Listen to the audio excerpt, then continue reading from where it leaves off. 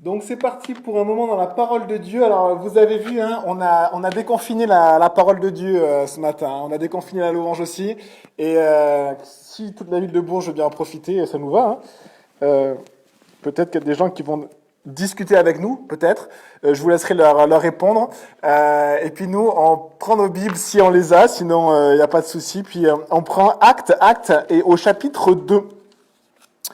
Acte au chapitre 2. Et du coup, on arrive, alors comme je disais dans un texte particulier, tous les textes sont particuliers, hein, y a des textes qui créent plus de débats que d'autres, et le but c'est pas de débattre, le but c'est de plonger nos regards dans la parole de Dieu. Jésus nous dit, sondez les Écritures. Vous sondez les Écritures parce que vous pensez avoir en elles la vie éternelle, et ce sont elles qui rendent témoignage de moi. Donc c'est ce qu'on fait, on sonde les Écritures parce qu'elles parlent de Jésus. Et la parole de Dieu, en fait, le centre, le sujet principal de la parole de Dieu, de la Genèse à l'Apocalypse, c'est Jésus. Et même aujourd'hui, on s'arrête dans Acte 2. J'espère que ça va vous réveiller ce matin si vous êtes un peu endormis, parce que, en tout cas, ça en a réveillé quelques-uns, 120 ils étaient, et ça les a bien réveillés, cet épisode-là. Et je vous invite à prier, à remettre ces moments dans les mains de notre Dieu. Seigneur Jésus, on a besoin de toi ce matin, et on a besoin, Seigneur, de ton esprit. On a vraiment besoin de ton esprit. On a besoin d'être comme à genoux devant toi, parce que tu es le maître et tu es le roi. Et on veut simplement ce matin regarder à toi, Jésus. Et on veut vraiment apaiser nos cœurs devant toi. Ouvrir nos cœurs devant toi aussi. Et on veut ouvrir la parole de Dieu, ta parole, nos Bibles, et on veut simplement lire tes écritures saintes, qui parlent de Jésus-Christ, le Fils de Dieu, qui est venu pour nous, qui est mort, qui est ressuscité.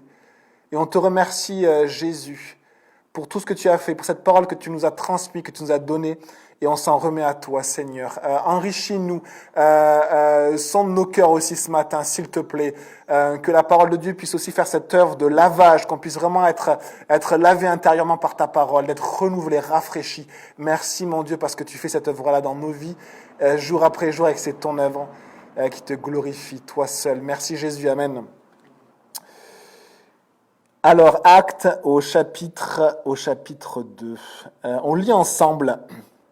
Quand le jour de la Pentecôte arriva, ils étaient tous ensemble au même endroit. Tous ensemble, il faut penser, hein, verset 15 du chapitre précédent. Ils étaient environ 120 disciples, hommes et femmes. Tout à coup, il vint du ciel un bruit, comme celui d'un vent violent, qui remplit toute la maison où ils étaient assis.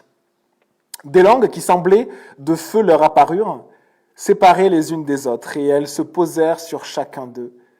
Ils furent tous remplis du Saint-Esprit et se mirent à parler en d'autres langues, comme l'Esprit leur donnait de s'exprimer. Or, il y avait en séjour à Jérusalem des Juifs, hommes pieux venus de toutes les nations qui sont sous le ciel. À ce bruit, ils accoururent en foule, et ils furent stupéfaits parce que chacun les entendait parler dans sa propre langue. Ils étaient tous remplis d'étonnement et d'admiration, et ils se disaient les uns aux autres, mais ces gens qui parlent, ne sont-ils pas tous galiléens ? Comment se fait-il donc que nous les entendions chacun dans notre propre langue, notre langue maternelle ? Parthes, Mèdes, Élamites, habitants de la Mésopotamie, de la Judée, de la Cappadoce, du pont de l'Asie, de la Phrygie, de la Pamphylie, de l'Égypte, du territoire de la Libye voisine de Cyrène, résidents venus de Rome, juifs de naissance ou par conversion, crétois et arabes, et on pourrait rajouter français, suisses, belges, congolais, mexicains, et j'oublie, désolé, chinois, laotiens, et j'oublie bien sûr des peuples qui sont présents dans l'Église, ou peut-être qui nous regardent. Nous les entendons parler dans notre langue des merveilles de Dieu. Tous remplis d'étonnement et ne sachant que penser, ils se disaient les uns aux autres, « Qu'est-ce que cela veut dire ?» Mais d'autres se moquaient et disaient, « Ils sont pleins de vin doux, ils sont ivres. » Alors voilà le verset 1, quand le jour de la Pentecôte arriva, qu'est-ce que Dieu est en train de faire? Qu'est-ce que Dieu a prévu de faire dans l'histoire de l'Église? Eh bien, première chose, c'est qu'on va s'intéresser un petit peu à cette fête de la Pentecôte, d'où elle vient cette fête et ce qu'elle signifie. Eh bien, la Pentecôte, c'est une fête, bien sûr, juive, prescrite par la loi, par Dieu dans l'Ancien Testament pour le peuple juif, qui était centré sur la loi de Moïse et sur l'office religieux lié au temple de Dieu. Avant, c'était une tente qu'on appelait le tabernacle, et après, ça a été un temple construit par Salomon et après qui a été reconstruit dans l'histoire. Eh bien, première chose, avant de parler de la Pentecôte, on va parler de la Pâque. En fait, ces fêtes-là, si on prend un verset dans Exode 23, verset 14, en fait, Dieu avait prescrit à son peuple 3 fêtes qui étaient finalement, on pourrait dire, liées au rythme agricole, 3 fêtes agronomes ou agricoles, que Dieu a donné à son peuple. Et je vous lis ces versets, Exode 23, verset 14. 3 fois par an, tu célébreras des fêtes en mon honneur. Tu observeras la fête des pains sans levain. La fête des pains sans levain, c'était la Pâque. Pendant une semaine, il fallait pas manger de levain. Il fallait même nettoyer la maison de fond en comble pour qu'il n'y ait pas de levain, même une trace de levain qui était une image du péché. Et donc cette semaine, en fait, c'était la Pâque. C'était une fête qui durait une semaine, avec bien sûr un premier repas que Jésus avait pris avec ses disciples et on en avait déjà parlé.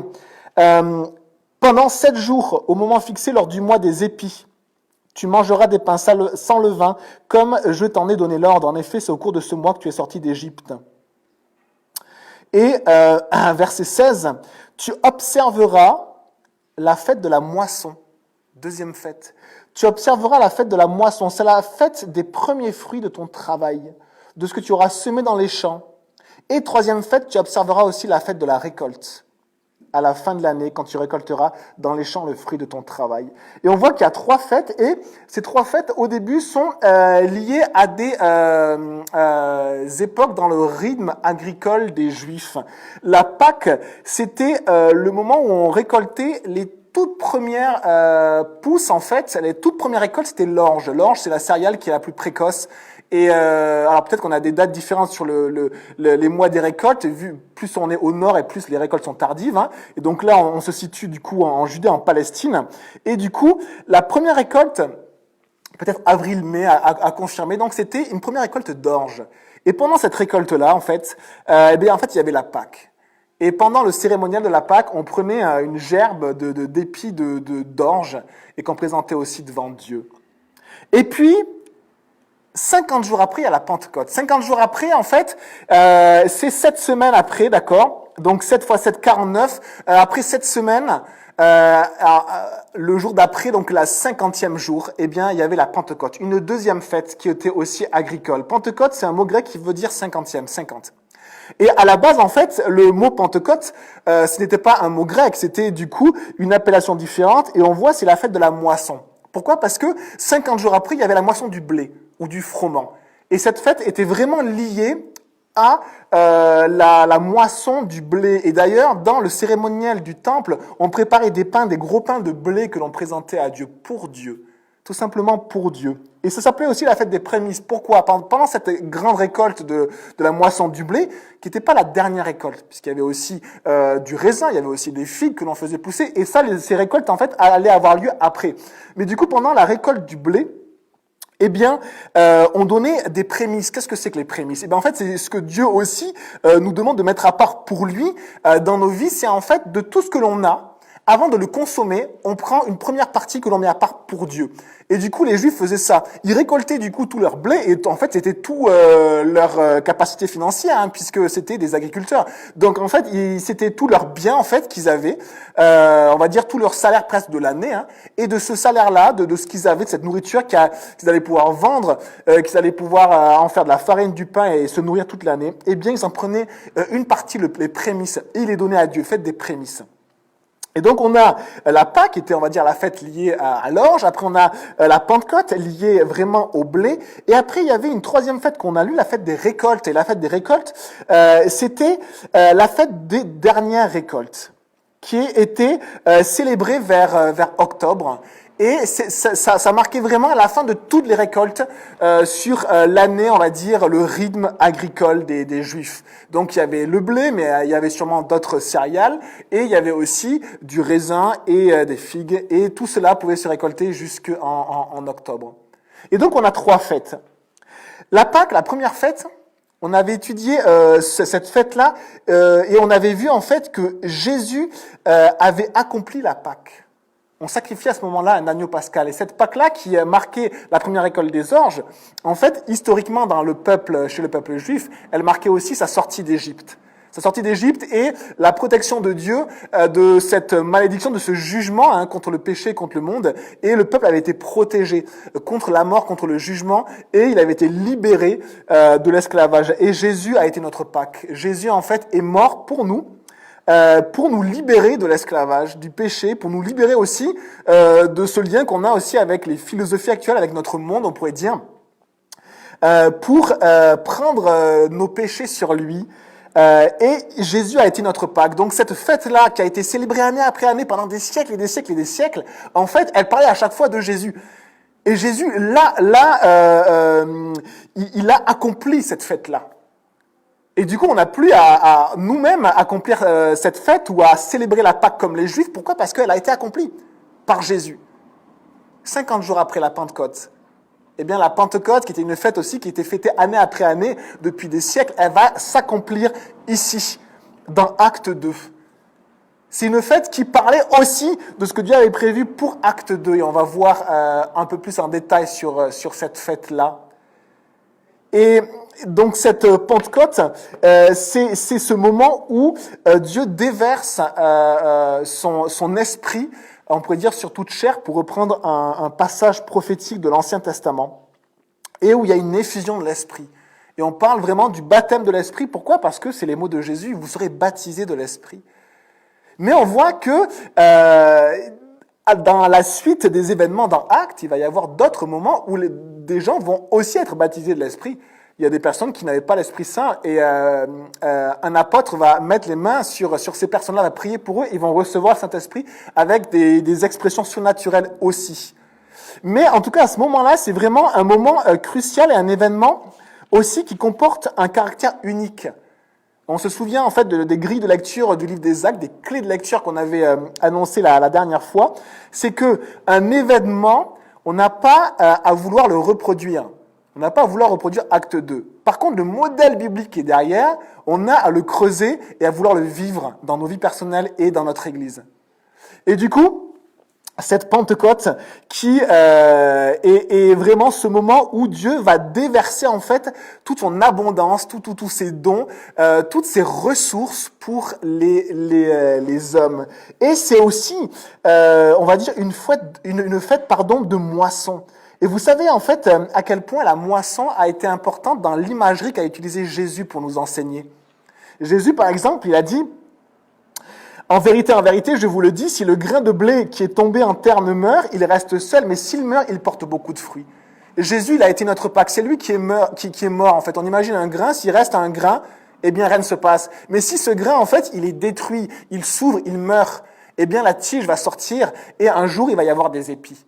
Eh bien, là, finalement, la Pentecôte parle de ces épis, finalement, qui sont mûrs. Et quand ils sont mûrs, ils sèchent un peu et puis se coupent sous le poids des fruits, sous le poids des épis. Et c'est le temps de la moisson. C'est le temps de la moisson. Et là, cette fête de la Pentecôte, c'était la moisson. C'était la fête de la moisson. C'est le moment, en fait, où il y a des fruits partout, où la terre produit avec abondance des fruits. Et que le peuple est tellement heureux, et dans toutes les peuplades, souvent, à peu près à la même période, on avait des fêtes agricoles. Pourquoi ? Parce que c'est un moment d'abondance, c'est un moment de joie, c'est un moment en fait où la terre, entre guillemets, nous a donné tout ce dont on a besoin pour notre subsistance. Mais en fait, c'est pas la terre, c'est Dieu. Et les Juifs faisaient pareil. Dieu a donné tout ce dont on n'a pas besoin pour toute notre année, en fait. Et c'était un moment de joie, un moment d'abondance. Et c'est la Pentecôte, un moment vraiment où vraiment la terre, Dieu donne tous les fruits nécessaires à notre subsistance, tout ce dont nous avons besoin, et avec abondance. Mais il y a également en fait la troisième fête dont on n'a pas parlé. Et cette fête-là, je pense qu'elle n'est pas encore accomplie. C'est la dernière fête, c'est la fête des récoltes. Et un jour, effectivement, il y a une autre parabole dont Jésus nous parle également. c'est que, vous vous souvenez de la parabole de l'ivraie et du bon grain, c'est qu'à un moment donné, en fait, Dieu laisse le bon grain, le blé qui pousse, et la mauvaise herbe qui pousse et qui se ressemble jusqu'à maturation. Et un jour, il y aura la dernière récolte. La troisième fête n'est pas encore accomplie, je pense. La troisième fête, c'est la fête des récoltes. Mais la troisième fête, je pense, nous parle plus de la fin de l'histoire de l'humanité, où Dieu va simplement mettre un arrêt à cette histoire de l'homme. La Pâque, Jésus l'a accomplie. La fête de l'abondance, la fête de la moisson, elle est pour maintenant. Elle est pour maintenant. À partir d'acte 2, on va voir ce que Dieu en réserve pour nous, une vie d'abondance où Dieu est notre ressource pour toute chose et pour toute notre vie, jusque même dans l'éternité. Et un jour, ça sera la dernière récolte. Et Dieu séparera ceux qui sont à lui de ceux qui ne sont pas à lui. Et cette troisième fête juive nous parle de ça. 3 fêtes devaient être célébrées où Dieu demandait à tous les juifs de venir à Jérusalem pour se remémorer ces fêtes-là, pour passer des temps de prière et des temps de fête aussi, dans la communion les uns avec les autres et avec Dieu. 3 fêtes. La Pâque, la Pentecôte ou fête des moissons, et cette troisième qui n'est pas encore arrivée, la fête des récoltes, la dernière fête, on pourrait dire, le dernier moment où ça sera la dernière récolte. Eh bien, regardons maintenant dans Acte 2. Ils étaient tous ensemble au même endroit. Alors, où est-ce qu'ils étaient? C'est un peu difficile à savoir. Est-ce qu'ils étaient dans la même maison que précédemment, ou est-ce qu'ils étaient dans le temple? Certains disent qu'ils étaient dans le temple parce que, au verset 2, on voit que toute la maison dans laquelle ils étaient fut remplie de ce vent et dans laquelle ils étaient assis. La maison oikos en grec, c'est une maison, une habitation, mais ça peut être un palais, ça peut être toute construction, ça peut être peut-être aussi le temple de Dieu. Donc ils se sont dit, mais peut-être qu'ils sont sur le parvis, le grand parvis, vous savez, du temple de Dieu, et que c'est là, ils se sont assis, et ils sont là. Et du coup, en fait, quand il y a cette expression incroyable du Saint-Esprit, eh bien tous les gens se rassemblent. Mais à chaque fois qu'il est parlé du temple, c'est un autre mot qui est utilisé en grec, c'est hieron ou hieron, et c'est un autre mot. Et du coup, ça colle pas trop. Je pense pas que ça soit vraiment le temple, même si c'est une possibilité. Hein. Vous savez, on peut toujours émettre des hypothèses ou avoir des schémas et puis dire c'est comme ça. Mais en tout cas, le texte semble dire que c'était plutôt une maison, sûrement la même maison que Acte 1. Et alors, ils sont dans la maison, ils sont assis. Regardons ce qui se passe. Ils sont 120 à peu près. Tout à coup, il vint du ciel un bruit comme celui d'un vent violent qui remplit toute la maison où ils étaient assis. Le mot vent, hein, c'est ce mot aussi qui peut dire grondement ou tempête. Ce vent impétueux qui souffle. On a tous des images ou des sons qu'on a en mémoire d'un vent qui souffle et on l'entend dans les arbres qui passent dans les rues ou dans les maisons. Et puis on entend ce vent très fort qui peut même gronder. Eh bien, un vent impétueux. Tout à coup, qui survint, un vent violent, et qui remplit toute la maison où ils étaient assis. Verset 3, des langues qui semblaient de feu leur apparurent, séparées les unes des autres, et elles se posèrent sur chacun d'eux. Et là, on voit qu'il y a deux phénomènes surnaturels qui se passent, mais qui se voient ou s'entendent avec les sens humains. Première chose, c'est le vent. Donc, c'est quelque chose, en fait, que l'on va entendre avec l'ouïe. Et deuxième chose, ce sont ces langues de feu que l'on voit, du coup, avec la vue. Et du coup, c'est quelque chose de surnaturel, d'extrêmement puissant, d'extrêmement fort, mais que nos sens perçoivent. Ce qui n'est pas le cas. Par exemple, actuellement, il est possible qu'il y ait des anges qui soient autour de nous. On ne les perçoit pas, on ne les voit pas. Et on ne sait pas ce que Dieu fait dans l'invisible, dans le monde spirituel. Mais parfois, le monde spirituel, Dieu le rend visible. Parfois, des hommes ont vu des anges. Et parfois, des hommes ont vu des miracles. Et Jésus faisait miracle sur un miracle. Et du coup, là, on a ce monde surnaturel. Dieu agit et on peut percevoir 2 choses. Il y a un vent violent, impétueux qui gronde, et on l'entend. Et deuxième chose, il y a, visuellement, on voit comme des langues, donc peut-être petites languettes ou boules ou de feu. Et puis, imaginez la difficulté de décrire cela. Comment décrire quelque chose qui ressemblerait à du feu, qui serait ni trop grand ni trop petit, qui serait comme des langues en fait. Et le mot choisi est vraiment n'est pas au hasard parce qu'on va voir effectivement l'expression et la puissance de l'esprit à ce moment-là. Et donc on a du feu et du vent. Est-ce que vous saviez que dans la parole de Dieu, régulièrement, Dieu s'est révélé dans sa propre présence glorieuse, avec parfois du vent et un vent impétueux, et parfois avec du feu. Et je suis sûr que certains vont se dire, ah ben oui, j'ai des éléments, le buisson ardent de Moïse, le feu. Dieu, la présence même de Dieu est dans le buisson, et donc est dans le feu.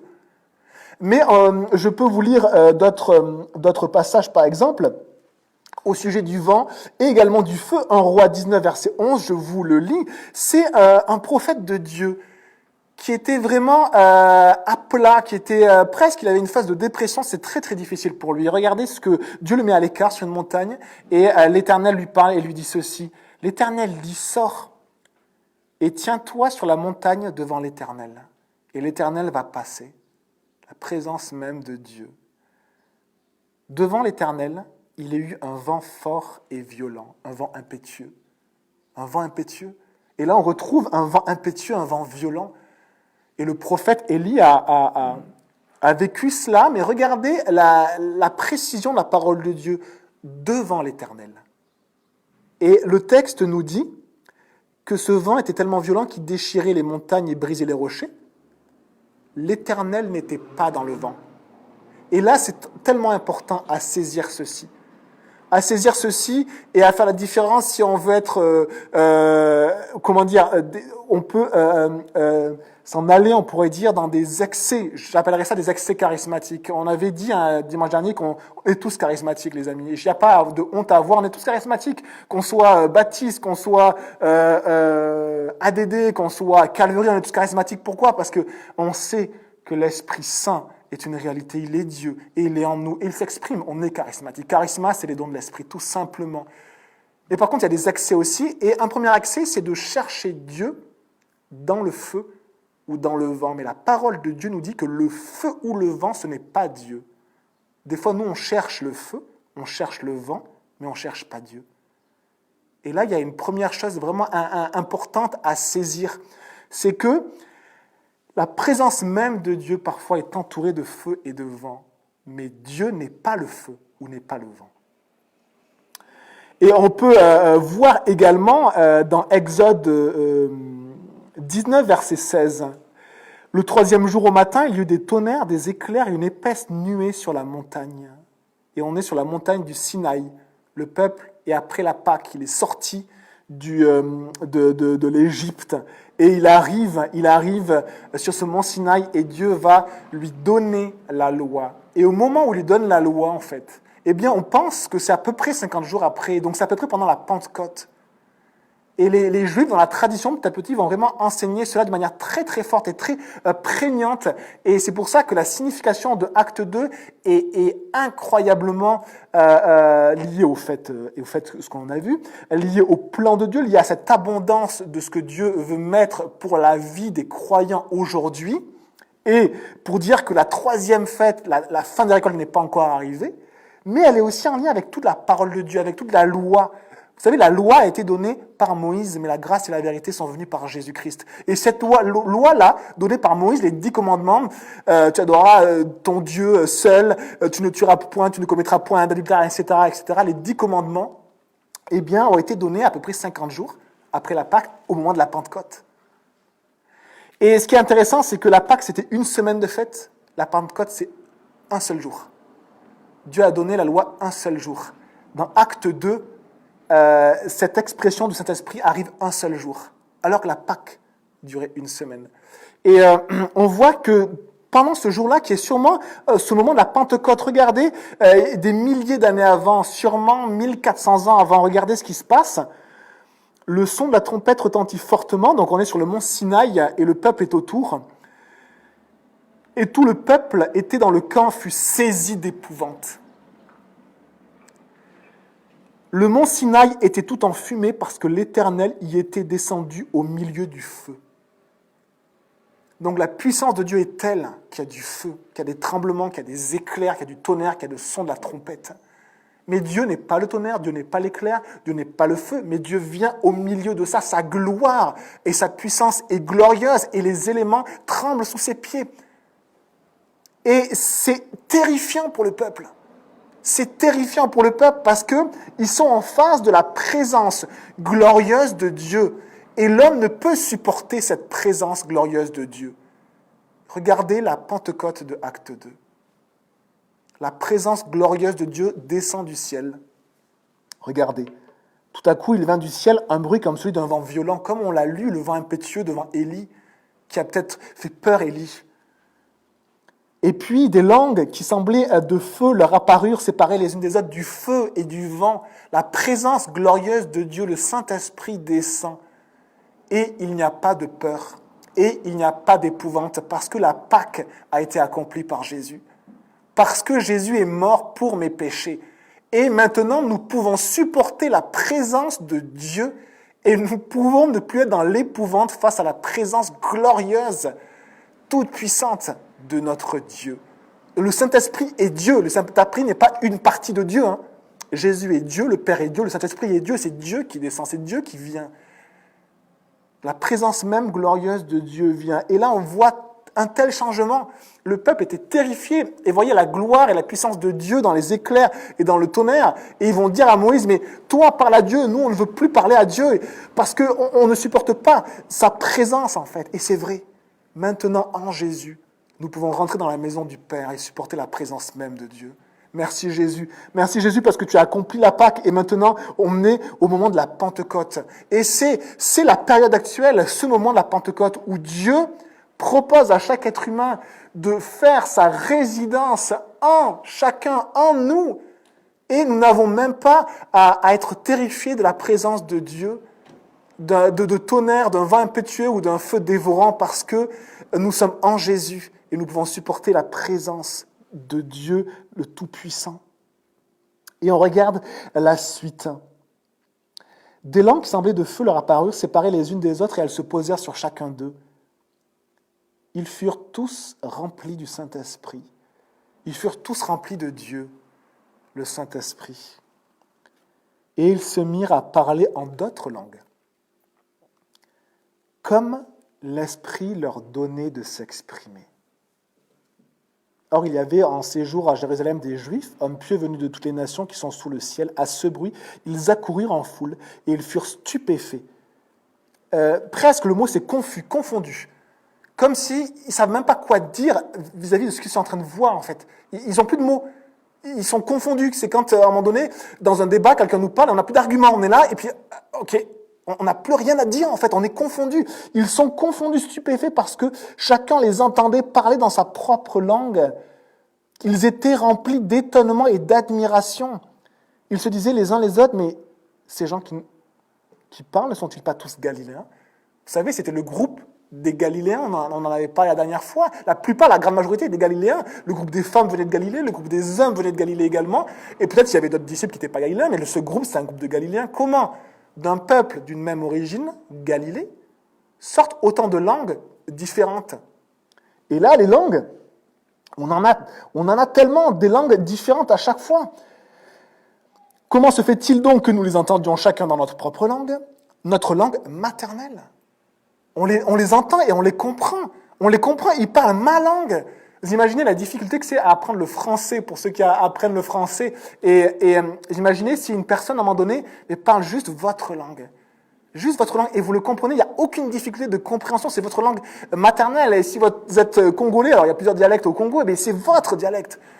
Et si vous êtes, je vais dire marseillais, c'est votre dialecte.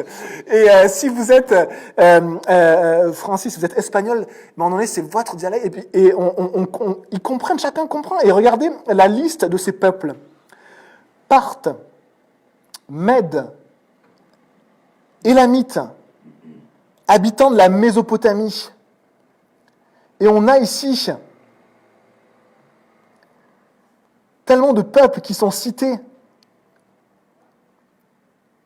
Et on a donc Parthes, Mèdes, Élamites, habitants de la Mésopotamie, c'est à l'est de la Judée jusqu'à l'Irak, jusqu'à l'Iran, c'est-à-dire jusqu'à la mer Caspienne et le golfe Persique.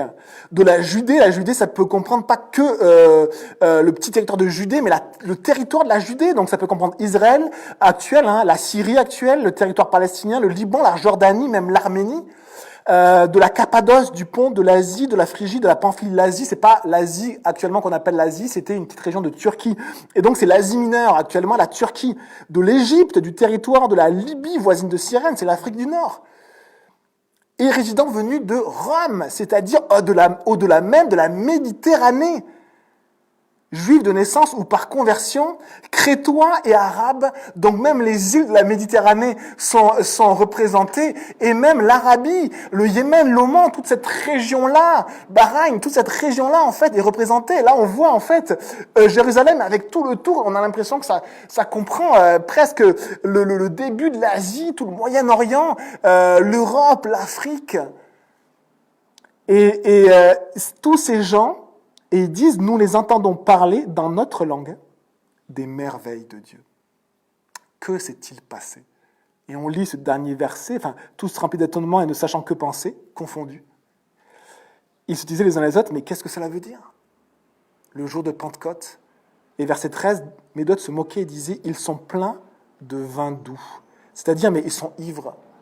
Et on va s'attarder maintenant sur les éléments de ce que l'on vient de lire.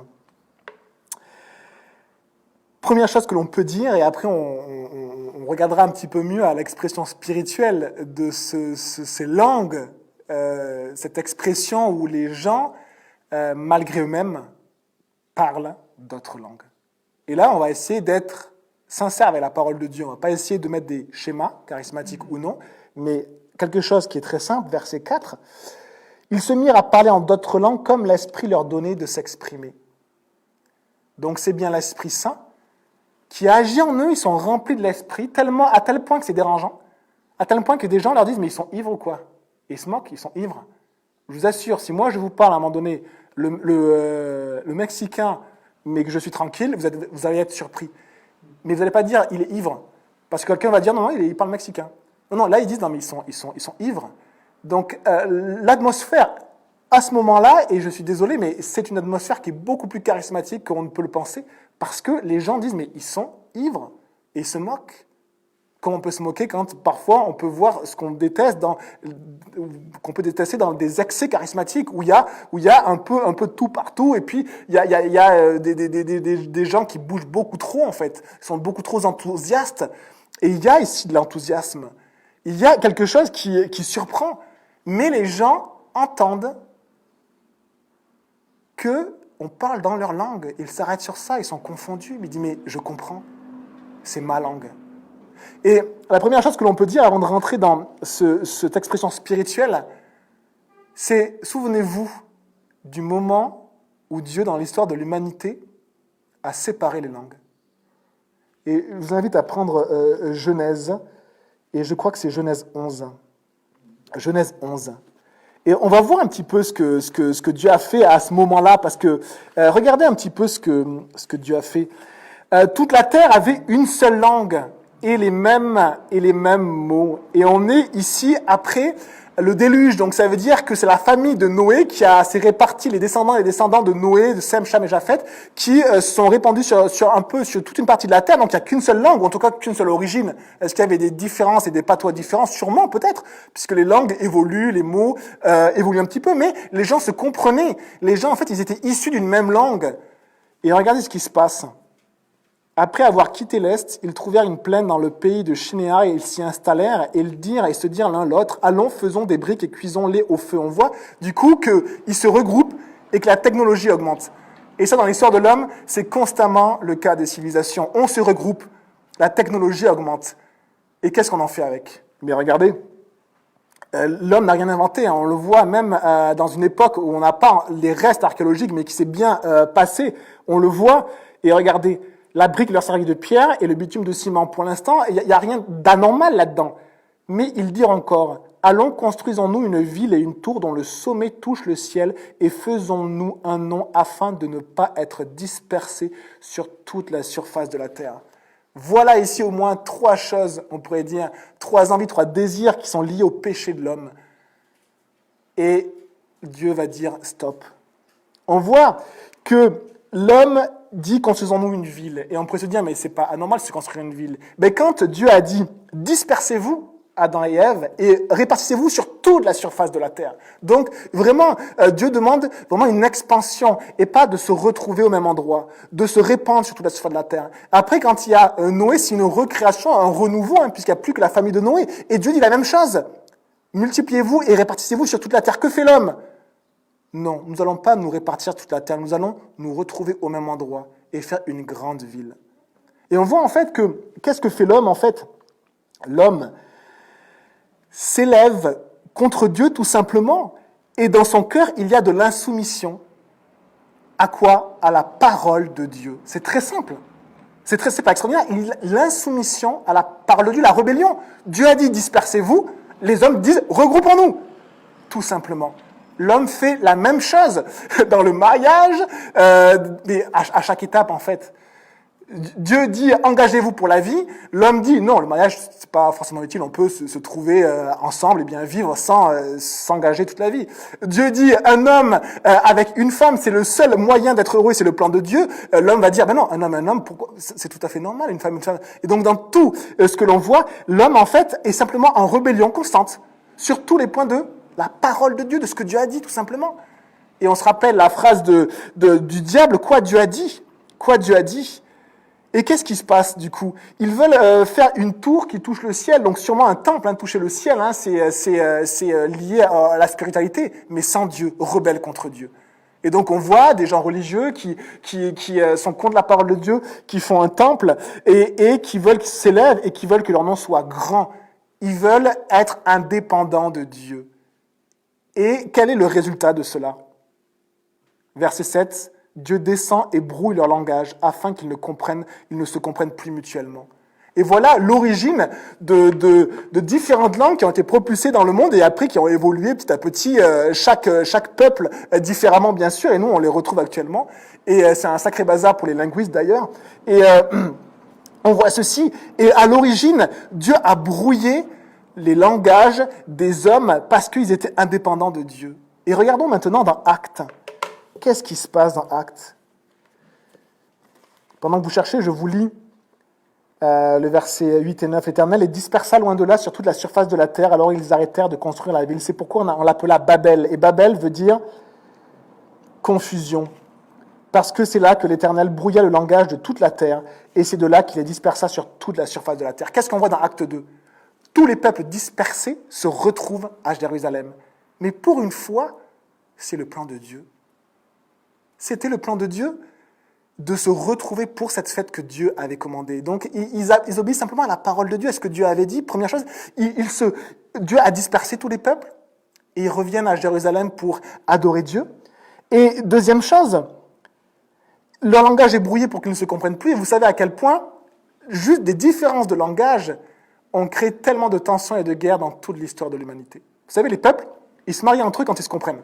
S'ils se marient entre eux, ils échangent des choses, ils échangent des marchandises, et du coup, ils arrivent à peu près, bien sûr, il y a toujours de temps en temps des conflits, à peu près à vivre ensemble. Il y a des peuples qui existent, par exemple, au Moyen-Orient ou dans des pays un petit peu plus à l'Est, où il y a des peuplades côte à côte qui n'ont aucun lien, ils ne se marient pas entre eux, ils échangent quasiment rien, parce que leur langue est complètement différente. Mais quand leur langue se ressemble, alors ils vont avoir des liens. Et on voit à quel point, en fait, on a, sur toute la surface de la terre, cette malédiction qui est liée au péché de l'homme et qui est liée simplement à cet homme qui dit « je suis indépendant ». Moi, je veux agir, je n'ai pas besoin de la parole de Dieu, je n'ai pas besoin de Dieu, on va se regrouper, on va avoir notre temple, nos dieux, notre philosophie, et nous allons bien gérer ce monde. Et on sait comment ce monde est bien géré, d'accord? Et on voit en fait ici qu'on a vraiment l'homme, et dans Acte 2, on a quelque chose d'extraordinaire parce que alors que Dieu avait brouillé les langues, eh bien lors de la Pentecôte, le Saint-Esprit agit et tout le monde comprend dans sa propre langue. Tout le monde comprend, et alors que Jésus a été notre Pâque, il est mort pour nous, eh bien qu'est-ce que fait Dieu? Il fait une œuvre d'unité par l'action du Saint-Esprit.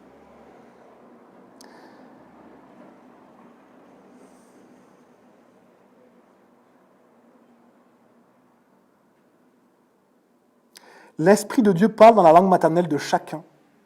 Et malgré nos différences, nos cultures, l'Esprit de Dieu nous permet de saisir, d'entendre, de vivre la même chose et d'être dirigés dans la même direction. Et voilà l'action de l'Esprit Saint, qui est une action surnaturelle dans l'Église. Et même dans notre petite Église, il y a beaucoup de cultures différentes et d'origines différentes. Et ça, c'est l'action de Dieu. Parce que c'est difficile de se retrouver avec des cultures différentes. C'est beaucoup plus facile de se retrouver qu'avec des gens où on se ressemble vraiment bien ensemble. Et on voit cette action-là. Et maintenant, juste sur cette étude-là, pour dire en fait qu'il y a un caractère ponctuel et exceptionnel de cet événement d'acte 2. Et donc c'est ce qu'on a vu avec cette Genèse 11 et puis acte 2. Et puis on finit avec ceci, avec cette expression très particulière de la puissance de l'Esprit, qui va se reproduire aussi après cette effusion de l'Esprit, cette Pentecôte. Et on va finir avec simplement ces détails qui sont dans le texte et on priera après. On voit que les personnes, les 120 disciples, parlent comme l'Esprit leur donne de s'exprimer. C'est-à-dire que l'Esprit Saint met dans leur cœur ou dans leur bouche ce qu'ils ont à dire et eux ne peuvent même pas, se restreindre et se bloquer. C'est-à-dire qu'ils sont obligés de parler. Ils parlent, et on ne sait même pas si eux-mêmes comprennent ce qu'ils disent, mais des gens comprennent. Par contre, il y a des gens qui les trouvent ivres. Donc on se dit, mais est-ce que certaines personnes comprenaient?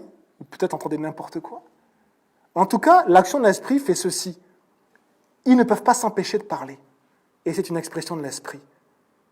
Et l'Esprit fait ceci aussi. Les gens comprennent dans leur propre langue ce qui est dit. Et on voit, et on finit avec ces mots, nous les entendons parler dans notre langue des merveilles de Dieu.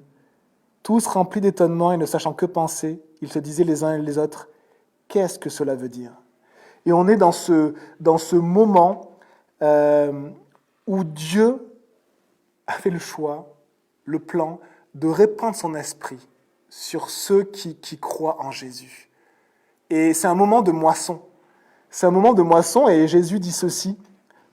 Jésus, en fait, il dit, je cherche juste le passage, la moisson est grande.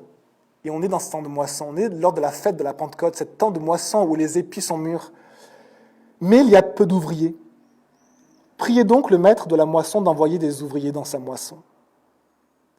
Et on va prier et on va demander simplement à Dieu de continuer à agir dans nos vies. Seigneur Jésus, merci pour ta parole, merci pour acte 2 qui est à la fois surprenant et que tu as prévu de nous rapporter fidèlement, Seigneur, dans ta parole. Merci Seigneur d'avoir ces paroles et de pouvoir lire tes mots et de pouvoir exposer ensemble tes écritures. Merci Seigneur pour ça. Je te demande Seigneur que tu puisses nous encourager cette semaine et nous donner envie simplement de vivre par ton esprit, proche de toi, rempli de ton esprit. Et on veut simplement être disponible à ton esprit, on ne veut pas essayer de reproduire des événements qui se sont passés, mais on veut être disponible à l'Esprit de Dieu, à toi Seigneur, à toi Jésus. Merci Seigneur et sois béni pour ton œuvre sur la terre. Amen.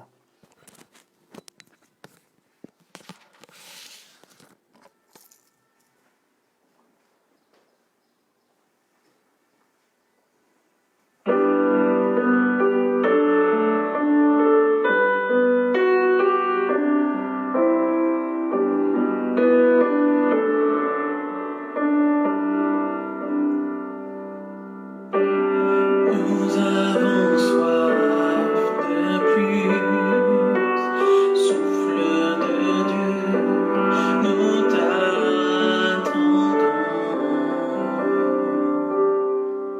Nous avons soif de plus, Esprit de Dieu, souffle sur nous. Remplis-nous à nouveau, remplis-nous à nouveau, feu dévorant, attisons-nous, la passion